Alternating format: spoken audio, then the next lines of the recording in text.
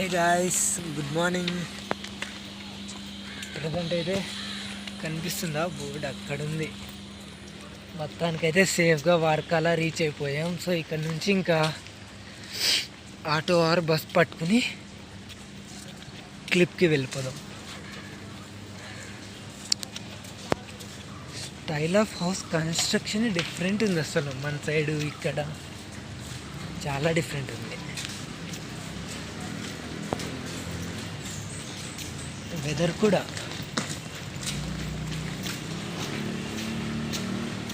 చాలా కూల్గా ఉంది ఇప్పటి వరకు అయితే. ఇంకా చూడాలి టుడే ఎలా ఉంటుంది ఏంటి అని.